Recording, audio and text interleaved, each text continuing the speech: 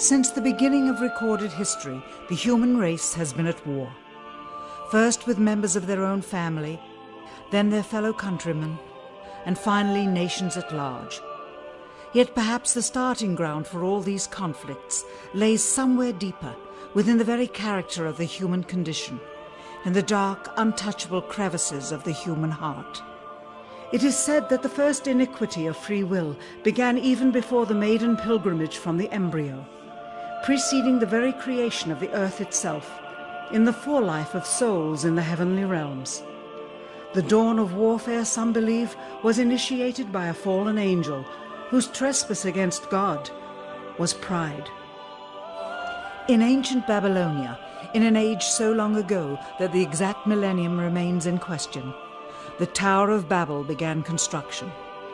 It was to be the single greatest achievement of the human race.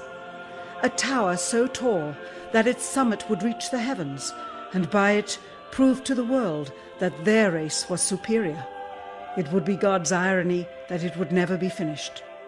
Time passed, nations fell, a machine age emerged, and once again the ingenuity of the species which held dominion over all others unveiled what was at the time the most monumental accomplishment ever imagined, the largest machine yet constructed. An automation so mammoth and so revered, even before its first demonstration, that its only befitting name was Titanic. On April 10th, 1912, it set sail.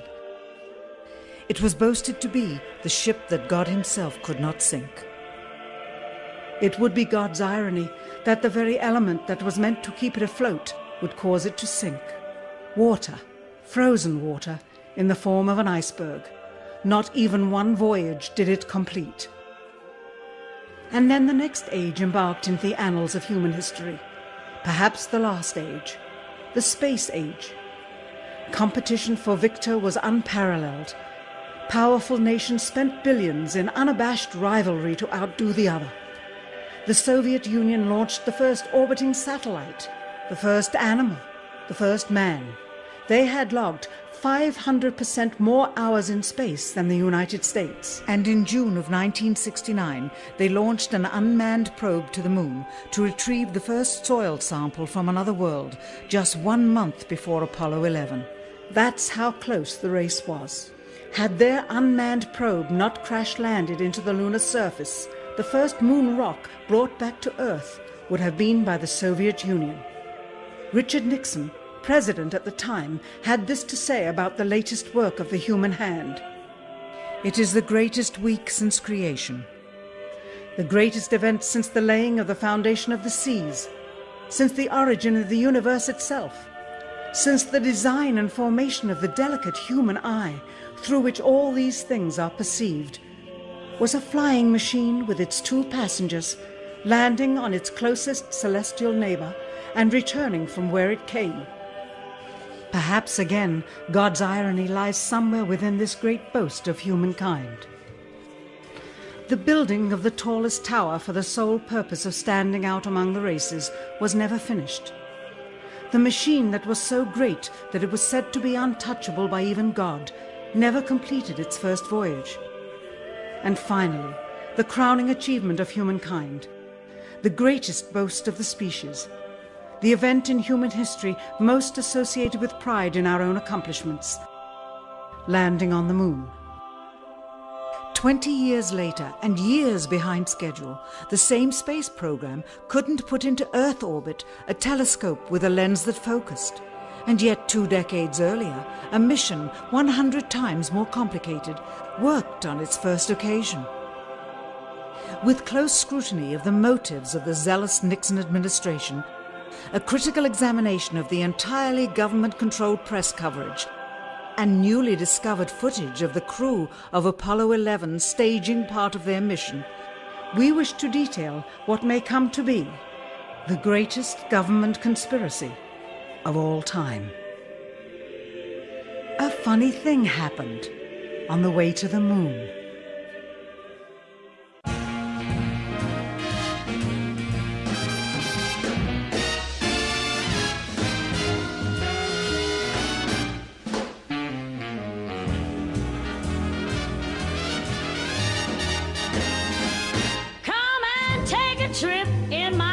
watch it. We'll have a lovely afternoon. Kiss the world goodbye, and away we'll fly. Destination moon. We'll travel fast as a light till we're out of sight. The earth will be like a toy balloon. What a thrill you'll get riding on my jet. A destination moon. We'll go up, up, up, up. Straight to the moon we two. High in the starry blue. I'll be out of this world with you.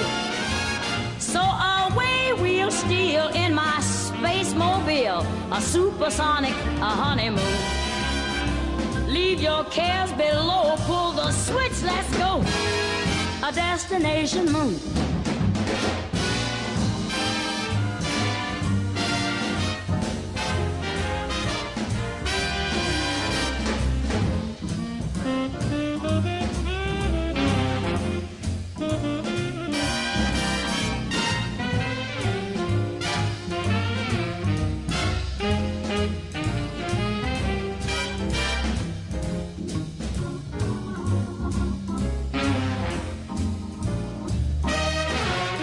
We'll go up, up, up, up, straight to the moon we two. We'll be high in the starry blue. I'll be out of this world with you. So away we'll steal in my jet mobile, a supersonic, a honeymoon. Leave your cares below, pull that switch, let's go. Destination. We're flying high up in the sky. Destination, destination moon.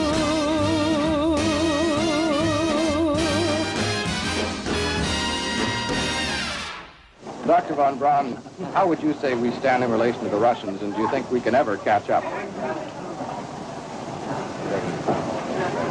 I'm convinced that in the space field, the Russians are ahead of us, particularly in large weightlifting capability, and that at the moment the problem is not so much to catch up, but first build up the working speed that they have already demonstrated. After we are running as fast as they do, there's still a considerable gap to close, and only the future will tell whether we'll manage to close that gap. We cannot and will not ever get into this race as we should, so long as all of our objectives are short-term objectives. We've got to have no finite end to our objectives. The end of our objectives should be as far as we can see at any given time. But right now, we need a 10 to 12-year program that has as its ultimate goal the manned domination of space. And if we don't, we're going to be in trouble. I believe that this nation should commit itself to achieving the goal before this decade is out of landing a man on the moon and returning him safely to the earth. We must assure our preeminence in the peaceful exploration of outer space, focusing on an expedition to the moon in this decade. T-minus 60 seconds and counting. We passed T-minus 60. 55 seconds and counting. Neil Armstrong reported back when he received the good wishes. Thank you very much. We know it will be a good flight.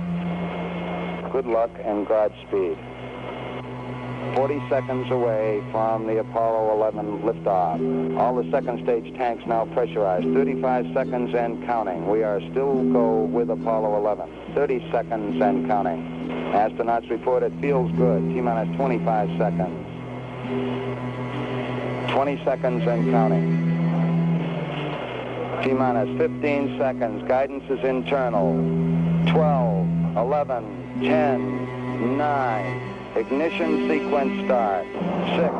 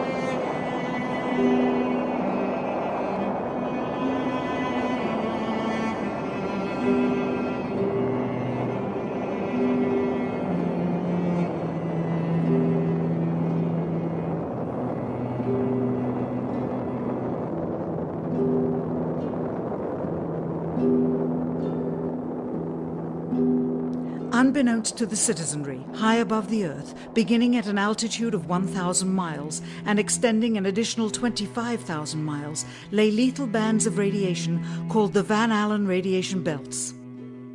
Every space mission in history with humans on board, from both the United States and Soviet Union, from the first in 1961 to the present, has been well below this deadly radiation field. Mercury, Gemini, Soyuz, Skylab, the Space Shuttle, all maintained altitudes well below 1,000 miles. All except Apollo. The more experienced Soviets spent 100 hours in space for every 20 hours of the US. In order to survive the hour-and-a-half journey through this radiation field necessary to reach the moon and return, solid lead shielding between the astronauts and the exposure outside would be required. The mammoth Saturn V rocket used by Apollo was already 35 stories tall and weighed as much as a battleship. To add additional tonnage in the form of a lead barrier completely surrounding the crew members would have made it impossible for the vehicle to get off the ground. That is why the Soviets, though more advanced, only sent an unmanned probe to the moon. The Apollo spacecraft's narrowest shielding was less than 1/8 of an inch of light aluminum. In 1998, the Space Shuttle flew to an altitude of 350 miles, one of its highest altitudes ever, hundreds of miles below the beginning of a field of radiation that was so severe that the astronauts inside of their shielded spacecraft and inside of their shielded spacesuits saw flashes of light with their eyes shut that they described as shooting stars, due to radiation penetrating first the shuttle's shielding, then their spacesuit shielding, then their skulls, and finally the retinas of their closed eyes. As a result, CNN issued the following report noting NASA's unpredicted surprise. The radiation belt surrounding Earth may be more dangerous for spacewalking astronauts than previously believed. Scientists say the phenomena known as the Van Allen belts can spawn killer electrons when the Earth's magnetic field changes. These electrons that are being studied could have an important effect, not only on satellites, which has happened in the past, but could also affect the astronauts by creating large doses of radiation that could influence their health. The electrons can penetrate through various materials, including spacesuits, and can pass through, in fact, the walls of the space station, and can create high charges deep inside of these objects. President Kennedy, a man of political, not scientific background, set the irrevocable goal of landing a man on the moon by the end of the 1960s, just days after America's first astronaut had spent a mere 16 minutes in space, not even achieving a single orbit around the Earth. We choose to go to the moon in this decade and do the other things, not because they are easy, but because they are hard. We take an additional risk by making it in full view of the world. But as shown by the feat of astronaut Shepard, this very risk enhances our stature when we are successful. The technology necessary to launch the massive Saturn V rocket and an intercontinental ballistic missile is 95% similar. When the Soviet Union launched mankind's first satellite, Sputnik, in 1957, there was grave concern that they had mastered space ahead of the United States and might use this advantage to launch a first nuclear strike from an orbit high above North America. When they also put the first animal in space, then the first man in space, then achieved the first spacewalk, the first crew of 3, and the first ever of 2 simultaneously orbiting spacecrafts, concern turned to fear and then horror as America watched their communist enemy achieve all these firsts with no hope in sight of ever catching up.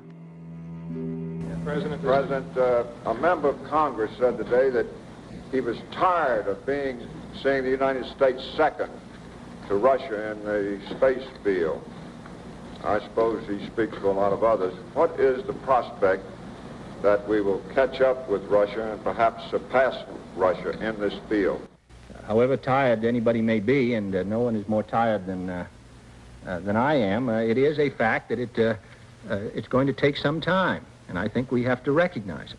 They secured these large boosters which have led to their being first in Sputnik and led to their first putting their man in space. We are, I hope, going to be able to carry out our efforts with due regard to the problem of the life of the man involved this year. But we are behind. If it was impossible to better the Soviets in the space race, which was really a race of technological armaments, what could be done? How could America offset the threat of superior weaponry? Throughout the history of rivalry and war, astute generals of lesser armies than their counterparts have used deceit and misinformation as a method to achieve victory. In World War II, for example, columns of inflatable tanks were placed at locations afar from Normandy to draw German forces away from the real location of invasion. The Star Wars missile defense program rigged tests to make it seem more advanced than it really was. That's the conclusion of the General Accounting Office. The aim was to fool the Soviet Union about US military readiness during the Cold War.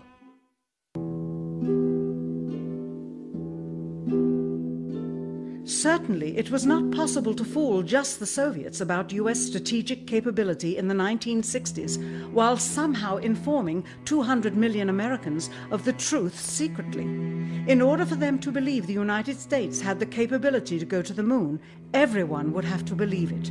Furthermore, the pride of a nation was at stake, and the goal of a martyr, not to mention the growing unrest domestically of a government throwing tens of thousands of lives away in a foreign war riddled with contradiction and ambiguity.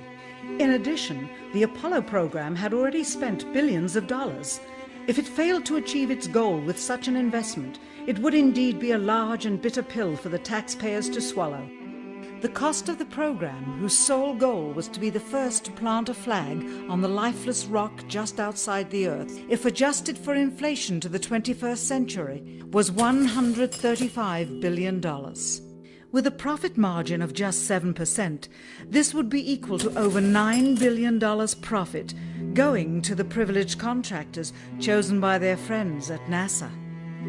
If the machinery was in fact only achieving Earth orbit, as other earlier missions had already done, then the completion and functionality of the other components would not have been as important, and even more profit would have been made. $135 billion could feed 2 million people for their entire lives. It could also buy 2 million two-bedroom houses. Yet how could such an undertaking be kept secret, and for such a long time? To the latter, one needs only to remember that an unsolved riddle 6 years older, the assassination of President Kennedy, still daunts the minds of the vast majority of Americans. As a parent of a conspiracy, as his assassin being assassinated himself, the truth of the matter has still escaped history. In keeping a secret of the magnitude of the Apollo missions being fraudulently created, one turns to the Manhattan Project for comparison. Surreptitiously building the first nuclear bomb during the early to mid-1940s involved 129,500 people over a 3-year period. Yet the secret did not get out. A quarter century later, the art and technology of espionage inevitably improved, narrowing dramatically the number of players in the know of a large clandestine operation. Just 1 year before the first mission to the moon, NASA launched the Tetra satellite, specifically designed to simulate flight data coming from the moon, so that the ground crews could rehearse the landing, much as the astronauts did in their own simulations. Had it not supposedly fallen back to Earth, all that would have been needed during the actual flight would be a repeat of one of these computer programs, with a few original variations, transmitted to the satellite for rebroadcast to Houston. Scores of computers and their deceived operators on the ground would then receive prearranged information, including the alleged location, altitude, and fuel consumption of the spacecraft, as if it were descending to the moon's surface. If the Soviets tried to find the actual location of an Apollo crew in the hundreds of thousands of miles surrounding the Earth and the moon, it would be tantamount to trying to find a rowboat in the Atlantic Ocean. The fact that the Apollo program was so departmentalized, with various construction and test sites around the country, meant that only a few people saw the whole picture. And for the first time ever, there was no independent press coverage of such an historical event. Whatever pictures and sound were distributed to the public were strictly controlled and previewed by the federal government. They were then disseminated unchecked until this hour. For who would realize that the unthinkable was not only possible, but absolutely true?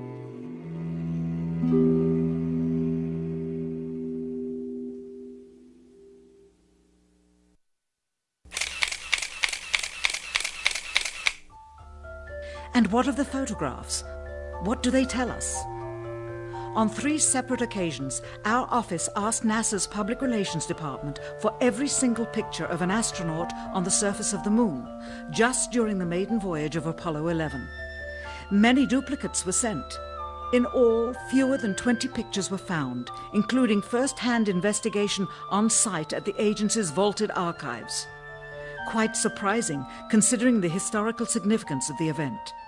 These very photographs are the same ones circulated year after year on anniversary commemorations.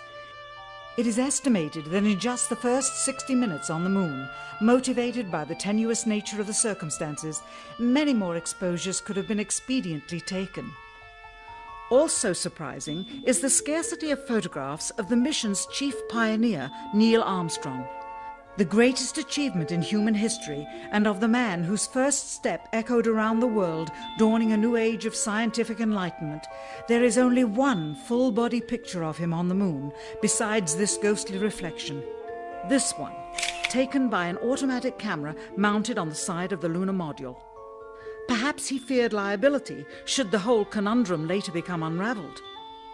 Perhaps he has forgotten that he attested to the authenticity of the event with his signature on this plaque engraved by the federal government. In fact, in the more than 30 years since the event, aside from NASA's initial press conference and the occasional brief anniversary remarks where few questions were permitted, he has never given one on-camera interview to anyone, ever. From an analytical standpoint, photographic anomalies have to be sought out with an understanding of lighting and shadows. The most straightforward is simple. When objects are lit solely by the sun, as all the scenes on the Moon were said to be, after all, lighting equipment was not only impractical, it was unnecessary in bright sunlight, then all shadows, regardless of the landscape, will run parallel with one another and never intersect, as shown by this example. In these seldom-seen photographs, obtained from a rarely used auxiliary NASA archival site, it is clear that these scenes were lit with artificial light. These shadows, which are cast at different angles, are evidence that a second light source is being used. In addition, the sun would not cause an isolated hotspot like this, only an artificial light would. Again, intersecting shadows and another hotspot. And again. And again. It is simply impossible for this picture to have been taken with sunlight on the Moon. Here, the shadows are shown to be as black as pitch. And yet here, completely in a shadow, the astronaut is lit up like a Christmas tree. How can this be? Or this, on the shadow side of the lunar module. In this magnification of an Apollo photograph, a rock, very likely a papier-mâché prop because of the crease here, is categorized with the letter C. In later releases of the same picture, the letter is gone, probably airbrushed out. Here, a crosshair, which was burned directly into the image from the film plate, and thus should always appear on top of the objects in the photograph, appears behind the object in this scene, clearly revealing a composite of 2 pictures into one.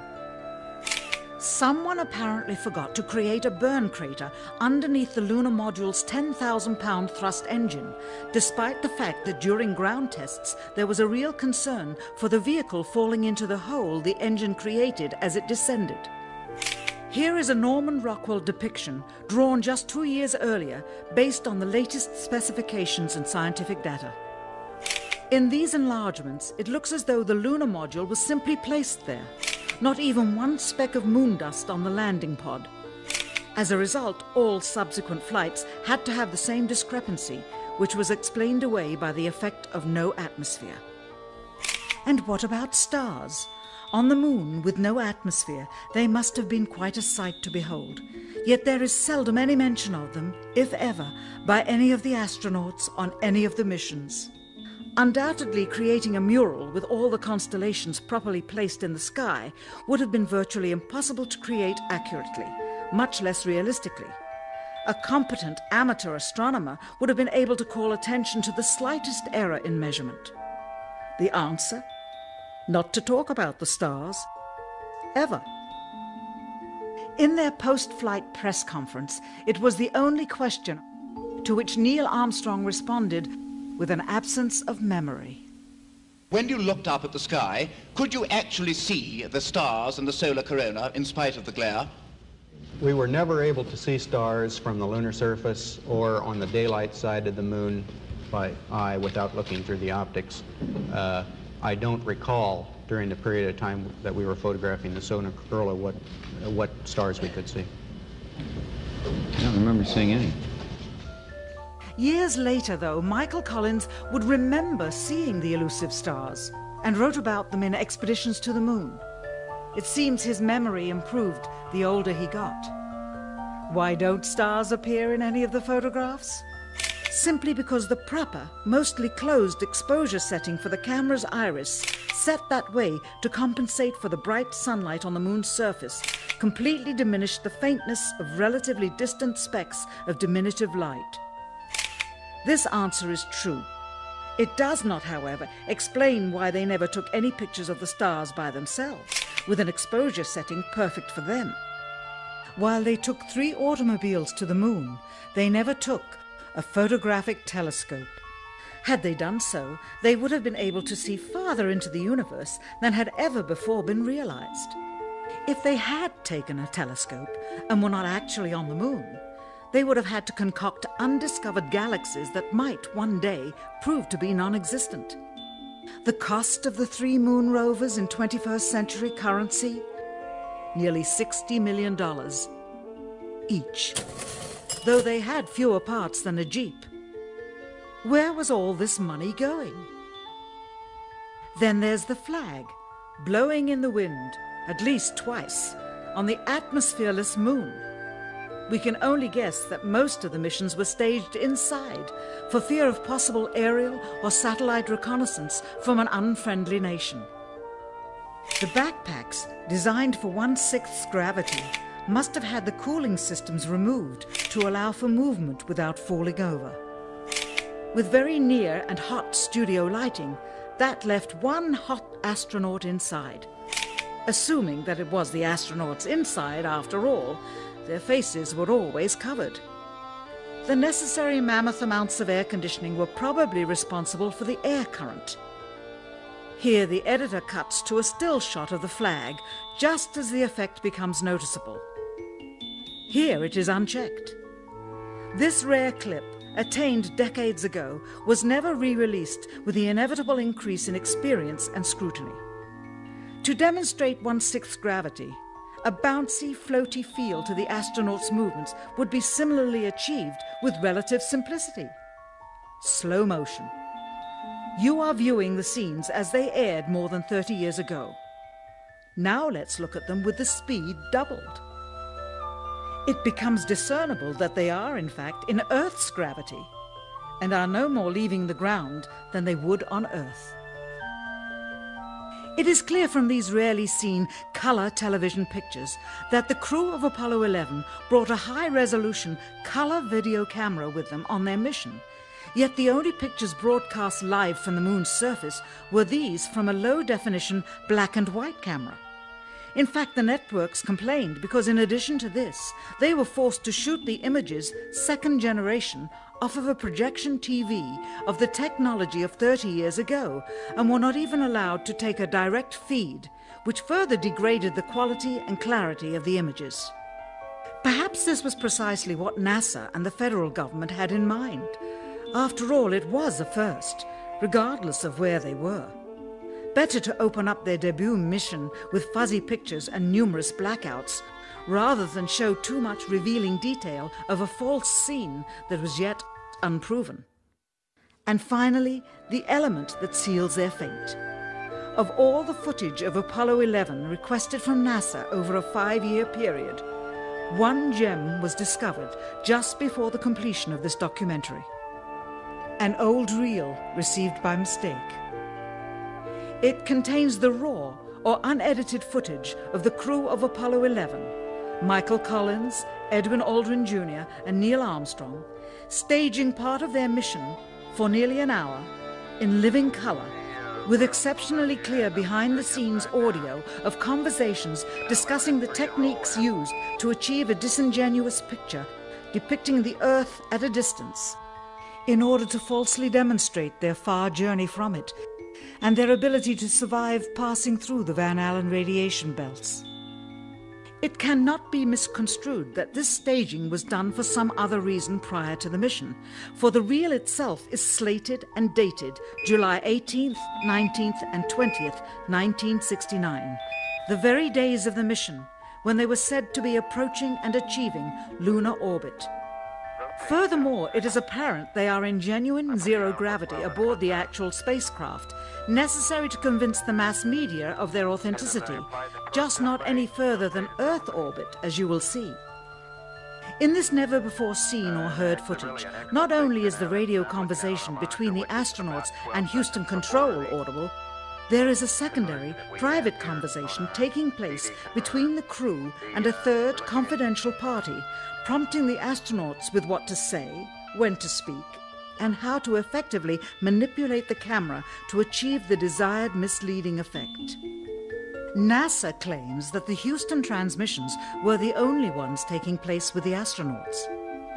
Listen now as Houston Control initiates a conversation with the crew, only to find them too preoccupied with the behind-the-scenes trickery to respond. Moments pass and the oversight is picked up on by the clandestine third party, who quickly prompts them with talk.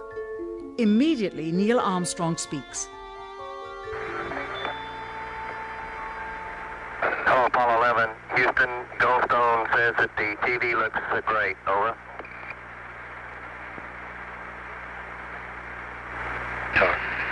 Okay, Roger. We're coming in on Earth. Again, the illusion they are attempting to create is the Earth at a distance to demonstrate their far journey from it and their ability to survive passing through the Van Allen radiation belts.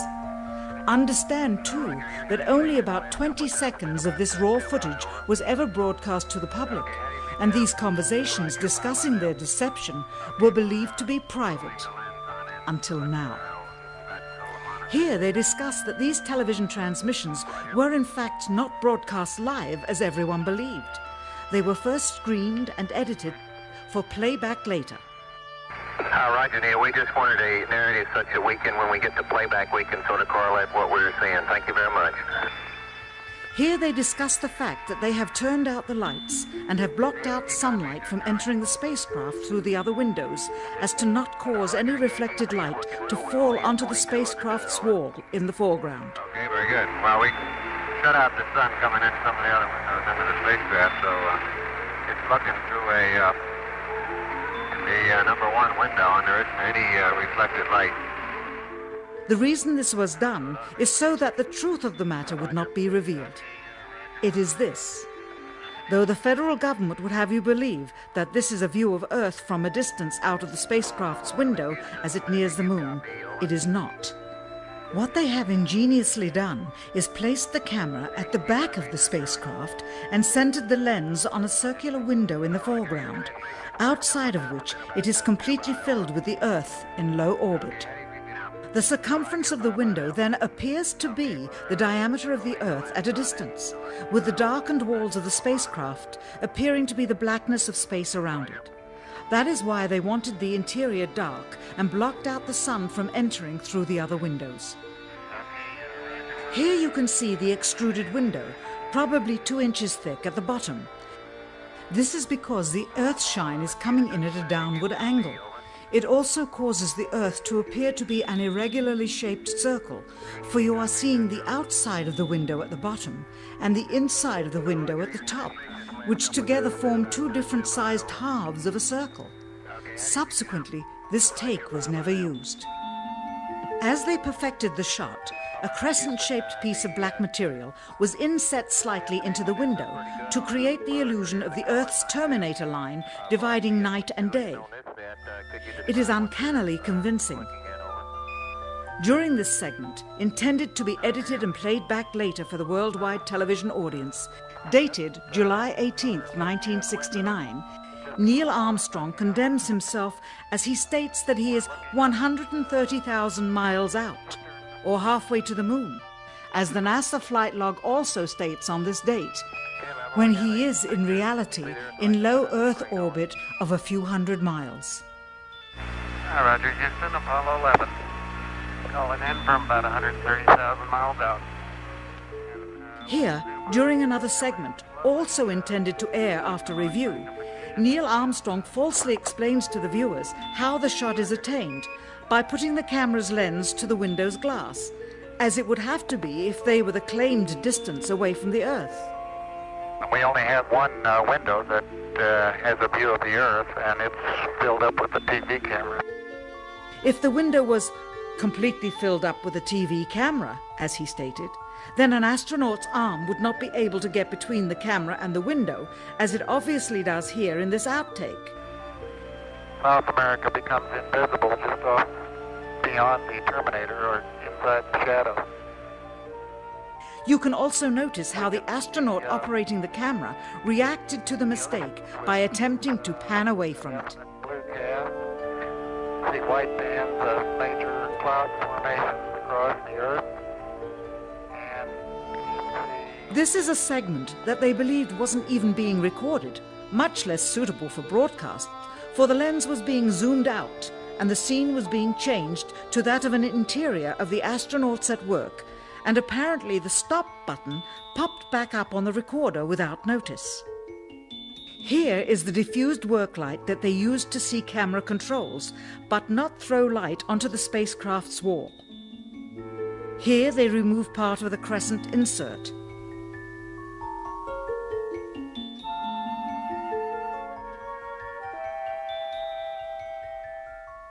Finally, the iris is opened up and you can see the real location of the camera and the very bright and near Earth out the window. Here is the slate for the 19th of July, and the same shot of trickery on the 19th of July, and then the 20th, and the same misleading shot on the 20th. Later that evening, they were said to be walking on the moon. How can this be when they were in Earth orbit only 9 hours earlier, and the moon is some 3 days' journey away?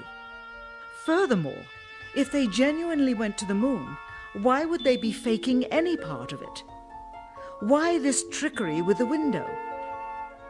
By faking being halfway to the moon, it becomes apparent that they did so because they could not even go halfway. It thus confirms that the stumbling block to their success was the lethal radiation of the Van Allen radiation belts. Since the same equipment was used on the subsequent missions in the 40 months that followed, none of them could have gone to the moon.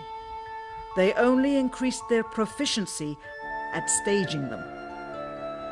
When some TV viewers of the second manned mission to the moon telephoned the networks complaining that reruns of I Love Lucy were being interrupted, it became clear that for the taxpayers, once was enough. But it wasn't enough for the government and contractors. Billions of dollars of pure profit went with each return. How coincidental that the following mission would have the element of life and death jeopardy.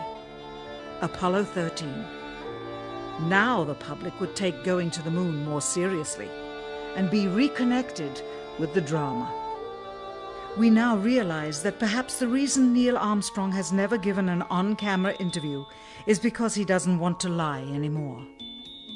What threats may have been made upon such honorable men or their families to possess their reluctant cooperation and later ill feelings towards perpetuating this still darkened hour in American history. NASA's highest-ranking official, James Webb, resigned without explanation just days before the first Apollo mission. Why, when he was on the threshold of achieving the greatest accomplishment of his career? All 3 Apollo 11 astronauts also resigned shortly after their return. On the 25th anniversary of the event in 1994, Neil Armstrong made a rare public appearance and held back tears as he spoke these brief cryptic remarks before the next generation of taxpayers as they toured the White House. Today we have with us a group of students among America's best. To you we say, we have only completed a beginning. We leave you much that is undone. There are great ideas undiscovered, breakthroughs available to those who can remove one of truth's protective layers. He is that layer. Perhaps someday soon, with the uncovering of this footage and its meaning, the true patriots of America will rise up or come forward and free the citizens and themselves from the sin that so easily entangles and from a federal government that needs to have the gangrene cut off. Even if the government's destruction would come from the truth, then it is not worthy to stand, and its betterment would inevitably follow. All of us are mortal. All of us will die. Perhaps the seeking of a clear conscience before that hour will motivate the truth into the light. Perhaps as citizens we should offer amnesty for this and other crimes of history, for facts from those involved, before the truth perishes with them. Why must we wait until the year 2017 to open the Kennedy assassination files? Perhaps they will not even be opened then, for the law that reluctantly stipulates their release says so with this clause, quote, with the exception of documents certified for continued postponement by the President. Whoever believes the citizens to be too immature for the truth are too immature for power. The truth will always set us free.